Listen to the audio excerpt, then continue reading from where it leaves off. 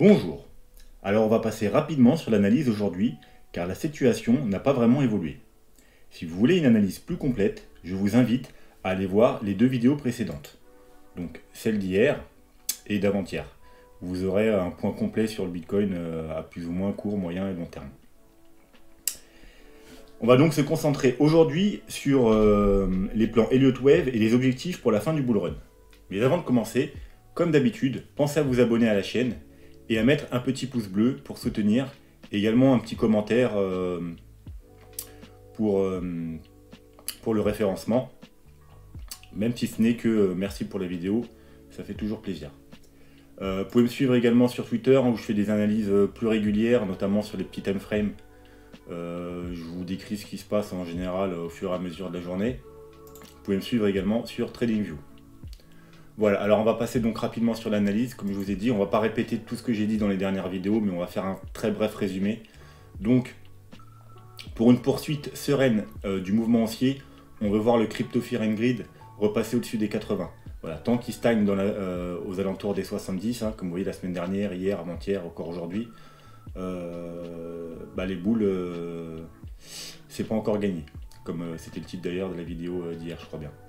Donc il faut repasser au-dessus des 80 et se diriger vers les 85-90. Comme on avait dans les deux grosses périodes haussières précédentes, on était dans la zone entre les 86 et les 95, comme tout ici et ici. Voilà. Donc là, ici, on veut repasser au-dessus des 80-85 et se diriger vers là, si vous voulez la poursuite de la tendance haussière. Et à l'inverse, ceux qui sont bires, vous, si le BTC rechute, il faudra surveiller la zone des 40, qui est la meilleure zone pour l'instant d'achat du bull run. C'était notamment le bottom précédent, le bottom du mois de janvier, la dernière correction aussi partout ici. On a fait aussi support ici, partout ici. Donc en bull run, apparemment, hein, la zone des 40, c'est la zone à surveiller donc, pour reprendre des achats. Voilà, on va passer directement au graphique en daily. Donc, comme je dis, on va juste faire un bref résumé. Donc, on a le gros canal blanc qui dure depuis plus de 6 mois. Donc, c'est le plus gros support en daily, voire même en weekly. On a le support intermédiaire qui est la trendline orange que vous voyez là, qui est soutenu aussi par la EMA 21, donc daily, donc très importante. Donc, les boules, dans un premier temps, vous voulez qu'on maintienne ce support de la trendline et de la EMA 21. Si on casse ce support, bien entendu, ce sera sûrement en direction le bas du canal blanc qui se cumule lui aussi avec la MA 50.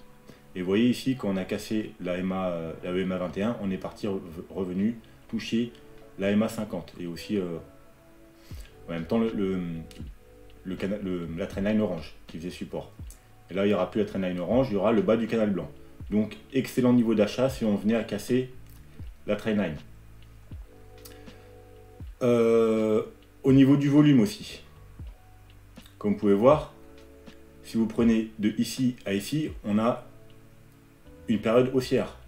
Et pourtant, sur le volume, on a une diminution du volume. Donc, ce qu'on voudrait voir aussi, c'est revenir le volume. On aimerait bien que le volume soit croissant. Et notamment, par exemple, casser cette petite trendline baissière. Et voir un volume qui augmente. Parce qu'en général, si on veut une tendance haussière saine, il faut que le volume augmente aussi. Donc pas une diminution du volume qu'on a là. Donc ça, c'est plutôt un mauvais signe. Surtout que n'oublions pas, avec le RSI, on fait face à une double divergence baissière. Donc de ce côté-là, c'est plutôt bearish. Ce qu'on veut voir, c'est une augmentation du volume. Au niveau du RSI, justement, on va s'enlever ça. Donc double divergence baissière, parce qu'on fait des plus hauts et là on fait des plus bas. Donc ce qu'on veut voir maintenant, pour la tendance haussière, c'est casser cette trendline baissière et repasser au-dessus. Ce qu'on ne veut pas voir, ce serait, admettons, on devait remonter là, ce serait qu'on soit bloqué à nouveau par la trendline et pourquoi pas nous faire une triple divergence baissière. Donc là, ce serait très mauvais signe. On veut vraiment casser cette trendline, si vous êtes boule. D'ailleurs, on peut du coup faire un petit triangle là. Voilà. Ce qu'on voit encore moins, c'est casser par le bas. Voilà, si on casse par le bas, ce serait plutôt bearish aussi. Alors je dis on veut pas. Bien sûr, si vous êtes bear et vous attendez des prix plus bas pour acheter, vous voulez qu'on casse, bien entendu, ici sur le RSI, qui, je pense, se cumulera avec le break de cette trendline là. Du coup, on reviendra sûrement toucher le bas du canal. Ensuite, niveau MACD et stock RSI, comme on a dit, pour l'instant c'est bullish, mais il faudra attendre la clôture de demain soir pour le 3 jours notamment. Parce que là, ce qu'on veut, alors ce que vous voulez les boules, c'est qu'on passe au-dessus de ce sommet. Et ce que vous voulez pas, c'est qu'on fasse un M. Un M, c'est toujours bearish. Hein. Quand vous voyez un M se former sur un top, comme ici, vous voyez, c'est bearish. Donc là, c'est à plus petite échelle parce qu'on n'est pas en zone de surachat, mais ce serait quand même bearish. Donc peu importe hein, qu'on fasse le M maintenant ou un peu plus haut ou même en double top, de toute façon, ce sera bearish. Nous, ce qu'on veut, c'est vraiment repasser au-dessus de cette zone. Et pour le MACD, bah, ce que vous voulez pas, c'est qu'on croise à la baisse. Hein. Donc là, les lignes sont proches. Alors, on peut rebondir et monter comme ça. Donc là, et dépasser cette zone-là, ce serait bien. C'est ce qu'on veut. Comme sur le stock RSI, on veut passer au-dessus de là pour vraiment avoir une confirmation de la tendance haussière. Et ce qu'on veut pas, bah, c'est former un M et surtout bah, que les deux lignes se croisent et que ça reparte à la baisse. Donc ça, c'est pour le daily. Du coup, on va passer... Oui, bon, 3 jours, hein, c'est pareil. Hein. Vous voyez, on a à peu près les mêmes 3 jours, il faudra attendre la clôture de demain parce que vous voyez, lui, on a ce qu'on veut pas sur le daily. C'est-à-dire là, si on devait avoir le Bitcoin qui recommence à chuter, demain on va clôturer, hein, c'est tous les 3 jours, donc on a clôturé le 17, on va clôturer le 20 mars. S'il devait y avoir une chute, on aurait sûrement un croisement comme ça, et là ça nous ferait un vilain M en plus en 3 jours. C'est vraiment pas ce que vous voulez voir si vous êtes boule. Pareil, le MACD hein, en 3 jours, hein, on veut qu'il continue à monter et du coup qu'il dépasse ce sommet et pas former un vilain M et pas croiser à la baisse. Donc réponse à demain soir à la clôture. Voilà, du coup maintenant on va juste voir vite fait ce qui s'est passé depuis hier. Donc, rappelez-vous, les derniers trades qu'on a pris, c'était ici, à la cassure de ce petit W. Donc on a pris un trade ici. Les objectifs se situent entre les 60 et 61 000. Donc on a atteint les 60 100, donc les plus malins ont déjà pris des profits. Hier dans la vidéo, je vous disais que en daily on était toujours haussier, surtout qu'on avait fait, alors on va se remettre le daily, on avait fait 2 belles bougies vertes là avec des grosses mèches, donc c'était plutôt haussier. Mais sur le court terme, j'étais plutôt baissier. Pourquoi? Parce que notamment on avait atteint la zone de short. Alors la zone de short c'est quoi? C'est... Vous prenez la baisse qu'on a eue, la dernière baisse qu'on a eue.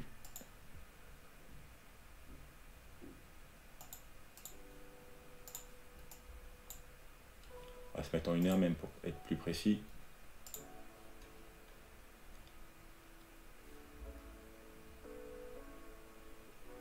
Donc voilà, bon, c'était pas mal. La dernière baisse qu'on a eue par rapport au Fibonacci, la zone de short, c'est environ les 0,76, 0,78. Donc vous voyez, c'est les deux petites lignes là, rose pâle et violette. Vous voyez, on a atteint parfaitement cette zone. Et je vous ai dit donc, attention, d'ailleurs je vous avais tweeté avant même qu'on ait éteint cette zone, je vous avais fait un petit tweet pour vous dire attention, on va arriver en zone de short. Et du coup, il y aura sûrement une baisse. Les birs vont protéger leur zone. Pourquoi je dis ils protègent leur zone? Parce que tous ceux qui ont shorté le haut là, à ce niveau-là, donc en général, ils n'ont pas forcément shorté le top du top, hein, c'est dur à avoir le top, mais du coup, ils ont shorté, alors je vais vous montrer, ils ont shorté dans ce rectangle-là. Donc, ils défendent, ils ne veulent pas qu'on repasse au-dessus de là, donc ils ont bien défendu leur territoire, ça nous a entraîné une rechute. Et on a été retesté quoi? On a été retesté la base de notre figure. Donc normalement ceux qui ont pris un trade ici, ils sont toujours là parce qu'on a fait une petite mèche en dessous, d'ailleurs ça s'appelle une petite chasse au stop, on est passé légèrement en dessous pour piéger ceux qui mettent des stops trop serrés, genre juste en dessous. Et comme vous pouvez voir, on a été à même pas 1%, allez on va dire au pire 1% en dessous. Donc voilà, mettez pas un stop de 0,5 ou 1%, hein. Quand vous mettez un stop, hein, mettez 2-3% pour être assuré de... Je vous le dis à chaque fois d'ailleurs, hein, souvent même sur Twitter, ne soyez pas trop radin dans vos stops pour éviter justement les mèches. Il y aura toujours des chasses au stop, hein, surtout sur le Bitcoin, donc évitez de mettre des stops trop serrés juste en dessous, à 1 mm de la ligne. Hein. Mettez un stop un peu en dessous, surtout qu'ici on avait les 0,382, rappelez-vous, je vous avais dit 0,382 aussi, c'était un bon niveau de résistance et de support. Moi d'ailleurs, rappelez-vous le trade ici, moi je l'avais pris au 0,382 en plus agressif. Voilà, quand on a cassé, moi je l'ai pris là, donc moi mon stop, bah, il est là. Donc moi, de toute façon, c'était sûr, je ne me suis pas fait prendre. Mais ceux qui ont pris le trade ici et qui ont été trop radins, ils se sont peut-être fait prendre leur stop. Donc voilà. Donc du coup, bah, rebond actuel. Et alors, on va cligner un peu, parce que sinon, vous n'allez rien comprendre. Voilà. Donc, un rebond. Alors là, j'ai tracé deux... Alors, il y a toujours notre trendline d'hier, hein, rappelez-vous. Hein. Je vous avais dit hier, il faut qu'on tienne ce support de la trendline et de la base. Donc, comme vous pouvez voir, en H4, hein, on a bien tenu. Hein. On a très bien tenu. On a fait juste une mèche et on est reparti avec une très belle bougie H4. Hein. Donc ça, c'est une très belle bougie haussière. Hein. Quand vous voyez un tout petit corps de bougie et une grande mèche, c'est-à-dire que le prix est repoussé à la hausse très rapidement. Ça veut dire qu'il y a eu des gros achats à ce niveau-là. Donc il y a juste une petite mèche en dessous pour piéger ceux qui avaient été trop radins dans leur stop. Donc on est remonté. On est repassé du coup au-dessus de la trendline et tout ça. Et du coup, on a une deuxième trendline. J'ai tracé une deuxième trendline orange là, avec le plus haut là et le plus haut là. Et vous voyez, là, on est bloqué dessous. On est bloqué dessous cette trendline. Hop, on va faire ça mieux. Voilà. On est bloqué dessous. Et d'ailleurs, j'ai tweeté plusieurs tweets aujourd'hui pour vous prévenir qu'il y avait peut-être un trade à prendre si on cassait cette trendline. Vous voyez, ici. Parce qu'en même temps, on a une sorte de diamant. Alors, le diamant, normalement, c'est une figure de retournement. Retournement, ça veut dire on entre par un côté, on sort par l'autre. Donc ça veut dire, quand on y rentre, on est haussier, on va ressortir baissier. Donc c'est plutôt une figure, quand on vient d'un mouvement haussier, baissière. C'est une figure de retournement, on fait le mouvement inverse. Donc, ce que je vous ai dit, c'est si on cassait déjà la trendline, plus qu'on sortait par le haut d'une figure qui est théoriquement baissière, ce serait plutôt bullish, même très bullish du coup. Parce qu'on casse une trendline, on casse un diamant, et en plus on casse dans le sens où on ne devrait pas casser. Que normalement, un diamant a plus de chances de casser en bas, vu que c'est une figure de retournement. Donc voilà, donc là on est toujours dans ce scénario, on est toujours en train de... Voilà, du coup ça traîne depuis un petit moment. Hein. Comme vous pouvez voir, en une heure, 1, 2, 3, 4, ça fait 4 heures qu'on travaille cette zone, parce que du coup les gens ne savent pas. Figure baissière, on va descendre, ça va casser. Donc comme je vous dis toujours, ne prenez pas vos trades avant, attendez bien qu'on casse pour entrer en trade. Avec un stop en dessous le plus bas, par exemple, ce sera en dessous celui-ci, voilà. Vous entrez à la caisse sur ici. Un stop soit en dessous ici pour les plus agressifs, ou les plus défensifs qui ne prennent pas trop le virage, même en dessous ici. Comme ça, vous êtes sûr de ne pas vous le faire prendre. Voilà, donc ça c'est la vision à court terme. Hein. Ceux qui sont rentrés ici, qui n'ont pas encore pris les profits, j'espère qu'on va, pour vous, on va remonter. Vous aurez l'occasion de prendre au moins des premiers profits ici et de garder le trade ouvert pour si on va plus haut. Et bon courage à ceux qui vont tenter le trade ici. Hein. Moi, je tenterai sûrement. Si je le tente, comme d'hab, je le partagerai sur Twitter. Hein. Donc si on casse ici ce niveau-là. Voilà, je pense que ce sera tout pour aujourd'hui. Hein. Comme je vous ai dit, si vous voulez plus de détails, allez voir les 2 vidéos précédentes qui sont bien complètes. Et là, on va passer à ce qui nous intéresse aujourd'hui, c'est-à-dire les plans Elliott Wave et les projections pour voir à peu près jusqu'où pourrait nous mener le bull run. Donc on va passer sur un autre graphique. Alors, déjà, il faut comprendre une chose. C'est qu'il y a deux grosses possibilités. Il y a 2 scénarios possibles. Déjà, il faut savoir si le bull run a-t-il fini ici, c'est-à-dire en décembre 2018, ou a-t-il fini là? Alors là, si vous allez voir des plans Elliott Wave de plusieurs personnes, il y en a, ils vont vous le faire finir ici, il y en a, ils vont vous le faire finir là. Voilà. Donc, et ça va changer beaucoup pour la suite. Alors, effectivement, ici, on a fait un plus haut, on n'est pas descendu aussi bas, mais comme vous savez, une correction, on n'est pas obligé de faire un plus bas. On peut corriger comme ceci. Si je trouve, voilà. Alors, une A, B, c'est une correction classique qui nous mènera là, mais on peut corriger en double top, ou un peu plus haut comme on a fait là, ou même beaucoup plus haut. Comme vous savez, on peut corriger au 61,8. Donc, c'est pas parce qu'on n'est pas descendu plus bas que le bottom du bear market, il s'est pas fini ici. Et Une des, on va dire, des choses qui pourraient nous laisser à penser que le bottom, il est plus ici, c'est qu'ici, c'est que sur la majorité des altcoins, Ethereum, Litecoin, et encore plus marqué dans les petites cryptos, on a fait des plus bas ici. Donc, je sais pas si je peux vous montrer, si j'ai des cryptos, je pourrais vous montrer ça.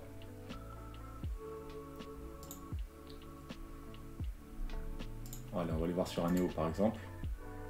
Voilà, Neo, bottom de 2018, 5,56 $. Bottom du mois de mars, 4 $.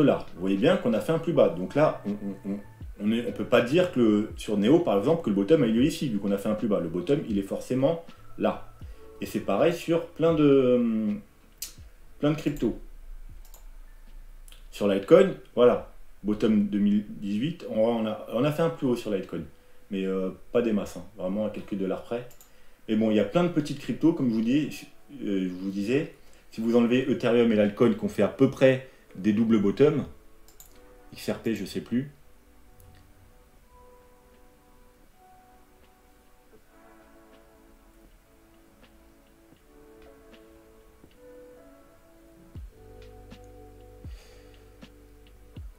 Oh, bah, XRP, on a fait clairement, on était là en décembre 2018, on a fait clairement un plus bas. Donc vous voyez, sur les petites cryptos, et c'est encore plus marqué sur les plus petites cryptos avec des plus petits capitaux, on a fait des plus bas au mois de mars.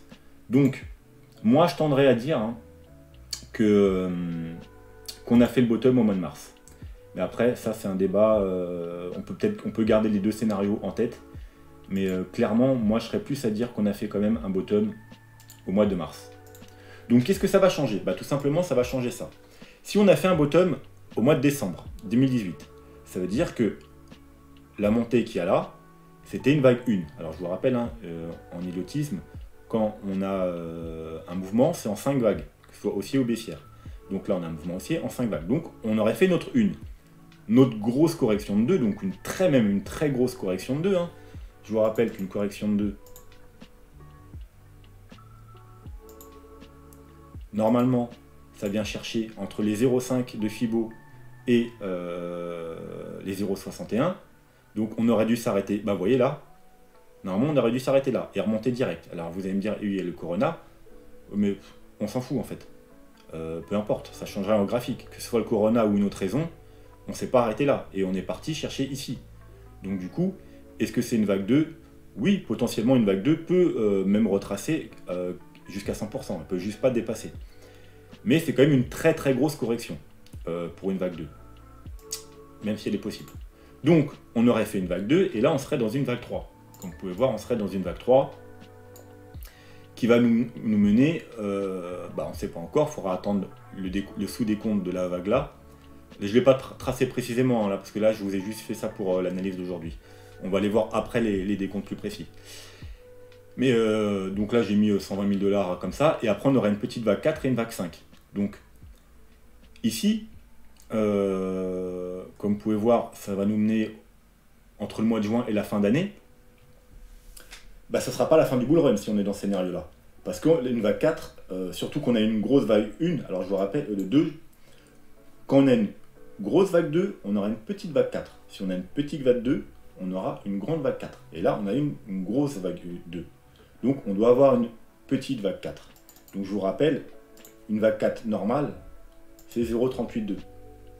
Une petite vague 4, c'est 0,236. Donc, normalement, on devrait avoir... Alors, je ne sais pas pourquoi il est mal placé, lui, du coup. On devrait avoir une vague 4 qui nous emmène soit là, ou au maximum là. Donc, vous voyez, ça ferait une petite correction. Et donc, ça, c'est pas un bear market. Et pareil, elle devrait durer moins longtemps que là. Donc là, elle a duré moins d'1 an, elle a duré peut-être 8 mois ou je ne sais plus. Donc elle devrait durer entre 3 et 6 mois. Donc c'est pas un bear market. Vous savez très bien que les bear markets sur le Bitcoin, ça dure 1 ou 2 ans. Et ce serait une correction beaucoup plus forte. Donc dans ce scénario-là, le bear market, du coup, ne finirait pas en fin d'année. Parce qu'il y aura encore toute la vague 5 à faire, qui nous emmènera lui vers au-dessus des 200 000, 300 000, voire même plus. Comme vous voyez la taille de la vague 1, la vague 5 pourrait très bien nous emmener à 500 000 $.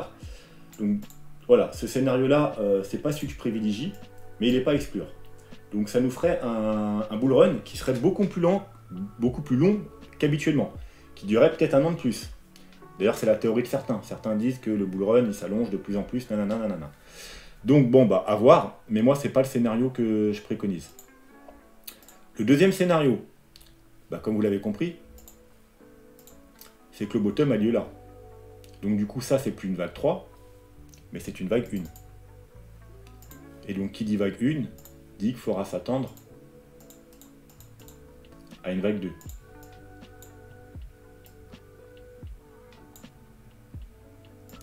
Et une vague 2, par contre, comme vous avez pu le voir, ça peut être beaucoup plus puissant. Alors, on va mettre à peu près, alors déjà on va la mettre en blanche. Donc voilà, on serait dans ce scénario-là. Donc ce qui veut dire que là, par contre, quand cette 5 sous-vagues jaunes serait finie, au lieu d'avoir une petite correction de vague 4, on aura une grosse correction de vague 2, et là, effectivement, ce serait la fin du bull run. Et du coup, ça concorde quand même plutôt mieux avec le cycle du Bitcoin. Ça veut dire nous faire finir le bull run. Alors la vague 3 est peut-être pas finie, donc on ne sait pas encore. Ah, on peut mettre ça comme ça. Vous voyez, ça nous ferait finir le bull run vers le mois de novembre, décembre, janvier, en fin d'année.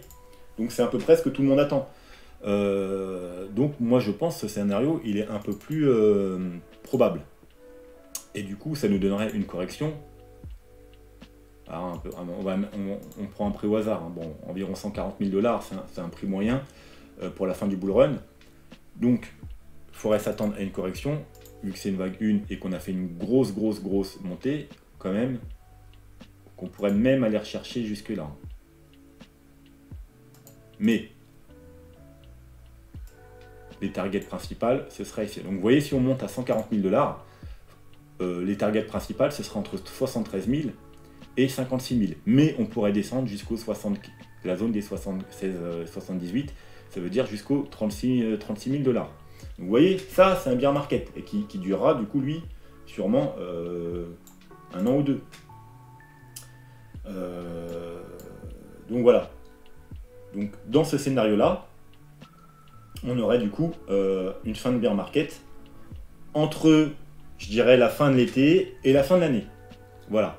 Et donc du coup, on irait rechercher des cibles entre les 80 et les 150 000 $, je dirais.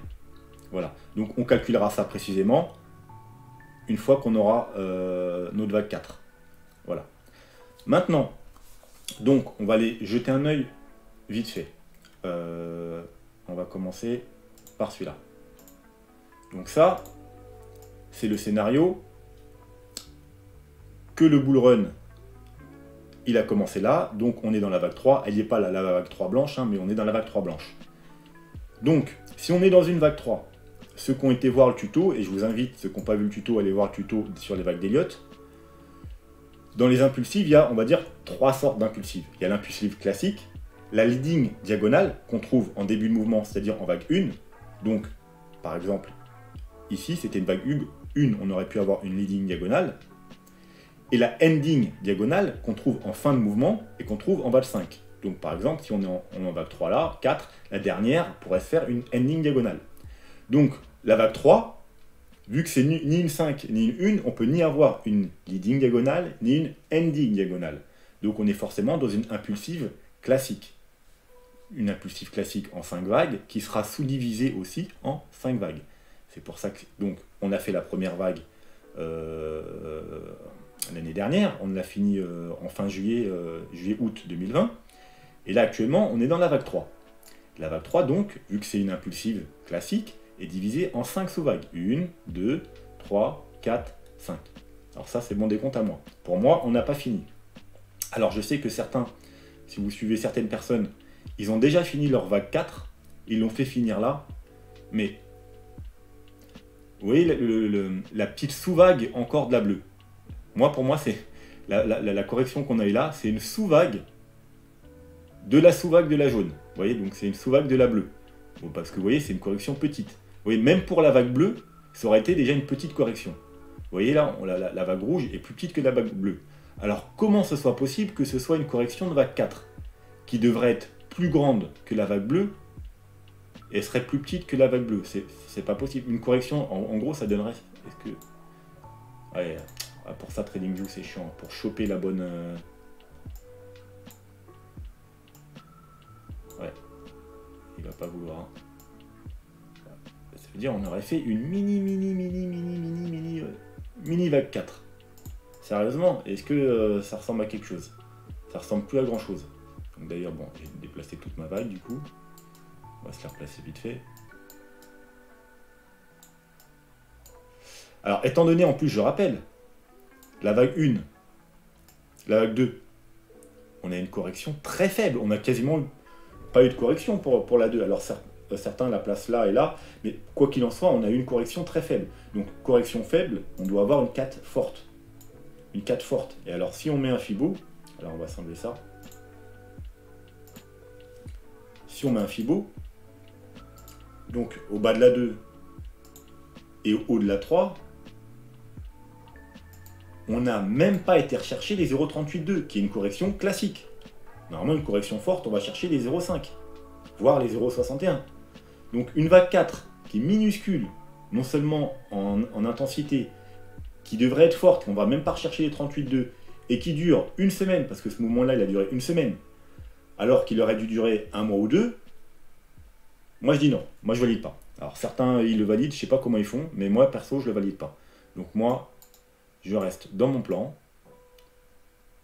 où j'ai tout décalé, et pour moi on n'a certainement pas fait cette vague 3. Voilà. Bon, je vais devoir tout recommencer, désolé, ouais, c'est un peu chiant TradingView, à chaque fois ça vous décale tout. Donc je reste dans mon plan, qu'on n'a pas encore fait la 4 et qu'on doit faire une 4. Et que là, le mouvement qu'on a fait, c'était juste une petite correction, une sous-vague. Donc vous voyez, donc pour moi, on est toujours dans la vague 2, dans la vague 5 bleue. D'ailleurs, vous voyez, si on aurait fini là, ça aurait fait une toute petite 5, alors c'est possible, mais vu qu'on est très boule en ce moment, ouais, depuis ici, on n'est pas censé faire une mini vague 5. Donc moi, je la prolonge beaucoup plus haut, ma vague 5. Donc vers ce territoire, vers les 73 000, qui est un de nos objectifs d'ailleurs, rappelez-vous, et les 80 000. Peut-être plus haut, hein, peut aller même à 90 ou 100 000, hein. Mais en tout cas, elle va aller plus haut. Donc, la vague bleue, elle est divisée en vague rouge, et là actuellement on est dans la dernière vague rouge. Et donc dans la dernière vague rouge, donc on va peut-être descendre peut-être en 4 heures. Voilà. Pour moi, on est 1, 2, 3, 4, 5. Bah, c'est le plan qu'on suit en ce moment, rappelez-vous, on a dit en ce moment on a deux plans. Soit la correction n'est pas finie, oui, parce qu'il y a aussi la possibilité que cette correction-là ne soit pas finie, vu qu'on a toujours pas fait dépasser le plus haut là, donc il se pourrait qu'on soit dans une A, B, C, et que la correction soit pas finie. Donc là, effectivement, on pourrait être dans une 4. Si la correction, là, on rechute, on rechute, on rechute, on rechute, on fait soit un double bottom, soit on va plus bas. Non seulement elle aurait été plus grande la correction, mais elle aurait été plus longue. Elle aurait duré plus d'un mois. Donc là, ok, je voudrais bien qu'on soit dans le scénario de la vague 4. Donc ceux qui suivent mes analyses, c'est le scénario de la flat. Une A, B, C en flat. Donc potentiellement, voilà, je voudrais bien terminer ma 4 du coup ici.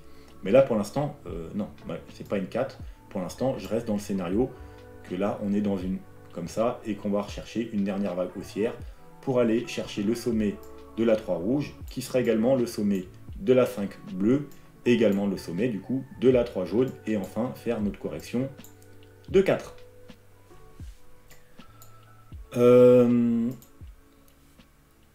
Maintenant, si on est dans le plan, qu'on soit dans le plan, comment dire, avec le bottom ici ou ici, cette vague jaune, ça ne change pas.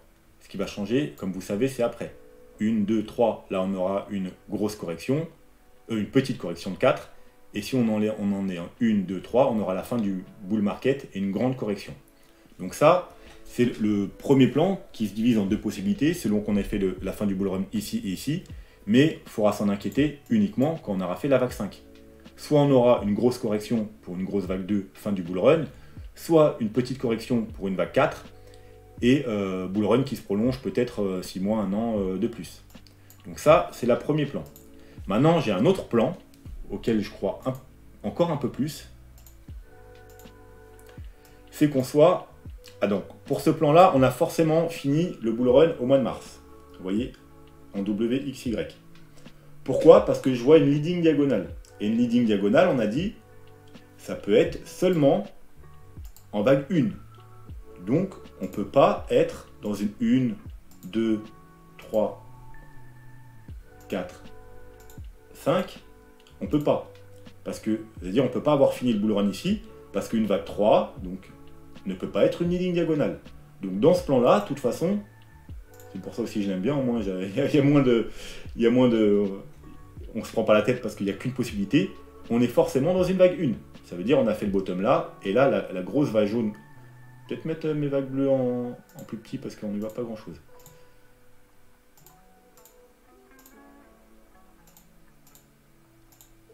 Ok.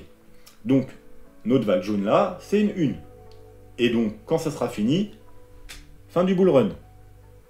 Et une correction de vague 2. Vous voyez, là, elles y sont, en plus grosse. Elles sont pas mises, mais vous voyez, 1, 2, si je les affiche, afficher les vagues, voilà.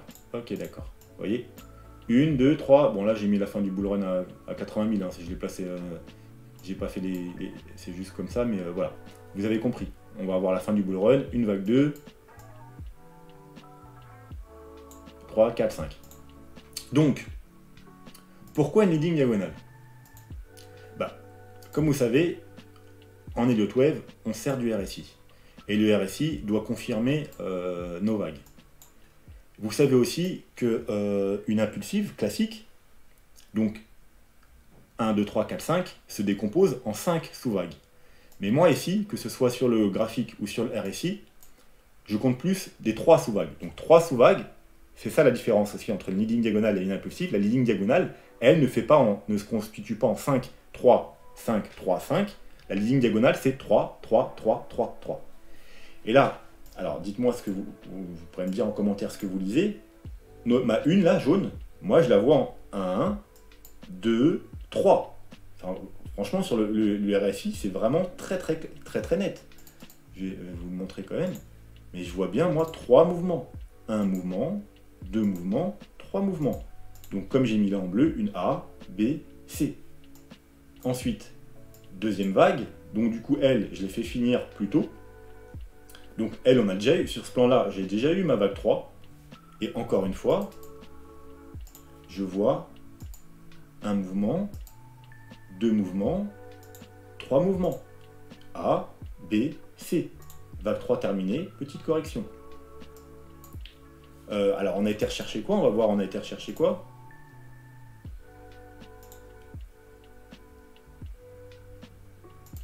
Et comme vous pouvez voir, on a été chercher, voilà, les 0,382. Donc là, c'est bon, je valide une 4.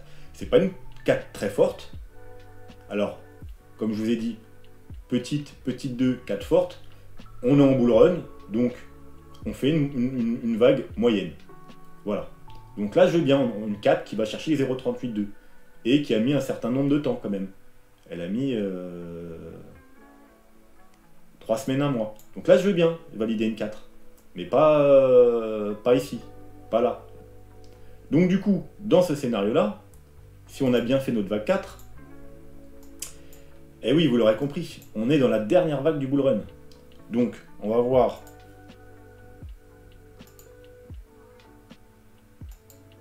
127 jours. Donc, si notre vague 5 devait durer autant que la vague 3, alors elle peut durer plus longtemps ou moins longtemps, mais on va se dire qu'elle va durer à peu près au moins autant, ça nous mettrait la fin du bull run en fin juin, donc juste avant l'été. Pourquoi pas? Ou alors, il y a aussi une autre possibilité que je n'ai pas évoquée, c'est que, alors, on va passer en 3 jours. En 2017, on a eu un bull run en continu, vous voyez. On n'a fait que des petites corrections. 25, 30, 35, 40%. Sur le Bitcoin, j'appelle ça des petites corrections. On n'a jamais eu de grosses corrections, vous voyez. On a fait un bel arc de cercle. Hein. Est-ce qu'on pourrait tracer ça? Si je retrouve... une courbe. Hop là. Et c'est qu'une fois qu'on a cassé, en gros, cette courbe, bull run était fini. Vous voyez, on n'a jamais cassé cette courbe. On peut faire la même chose maintenant.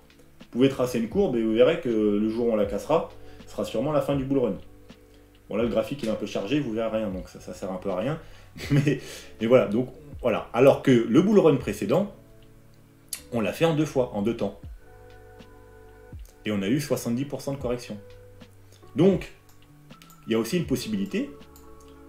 Je vous ai dit tout à l'heure que si on a une vague 2, ce serait la fin du bull run. Mais si on a une vague 2 plutôt petite, correcte, entre 0,5 et 0,61 de Fibo, ça nous ferait une correction environ de 50%. Et pourquoi pas qu'on ait une deuxième partie de bull run. Et du coup, ça se fasse assez rapidement, en quelques mois, 3, 4 mois, 6 mois. Du coup, pas vraiment un bear market. J'ai eu un mini bear market comme ici, très rapide, en quelques mois. Et qu'on reparte avec une dernière jambe haussière. C'est aussi une possibilité. Hein. Soit on fait comme ici, donc dans ce cas-là, le bull run il sera fini à la vague 5. Soit, et pareil pour le plan d'avant, hein, ou soit on le fera en 2 temps, et du coup, la vague 1, que ce soit ce plan-là, ou le plan avec l'impulsif classique, ou même le plan avec la vague 4, du coup ça fera un plus petit bear market, mais en 2 temps. Bah ça, il n'y a que l'avenir qui nous le dira, on ne peut pas savoir. Mais bon, c'est les 2 possibilités. Donc voilà, le plan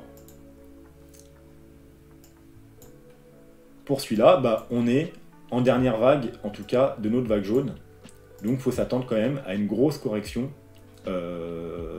d'ici quelques mois, puisque vous voyez, hein, A, B, C, on a déjà fait en plus dans la dernière vague jaune la A, la B, et il ne nous reste que la C. Donc potentiellement, il nous reste vraiment quelques mois devant nous, quoi. Quelques mois. Donc entre 2, 3, 4, jusqu'à fin juin on a dit. Donc ça nous laisse mars, avril, mai, juin. 3 mois. 3 mois. En gros, il nous reste 3 mois et on aura une grosse correction. Alors, fin du bull run ou fin de la première partie du bull run si on est dans le cas du bull run de 2013, 2014, 2015. Voilà. C'est à peu près tout. On en reparlera plus amplement hein, parce que là, il fallait tout que je vous présente, donc c'était assez long. Donc on va pas rentrer plus dans les détails. Sinon, ça va faire trop de trucs à digérer. Surtout qu'il y a 2 plans, etc.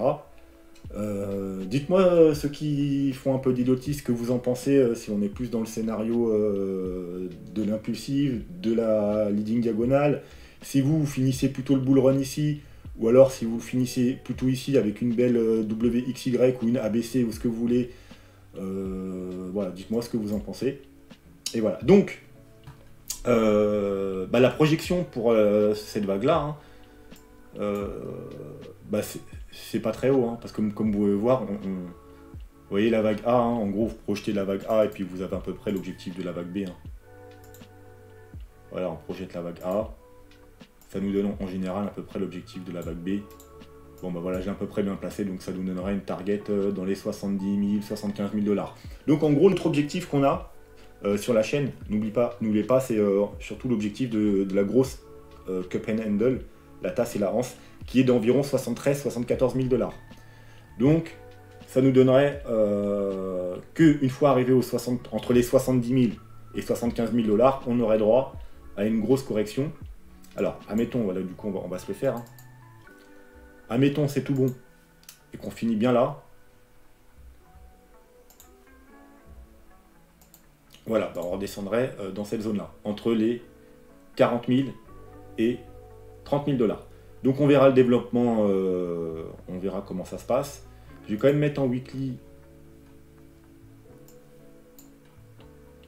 Ouais, surtout qu'on a des divergences. Hein. Il y a ça aussi qui joue. Hein.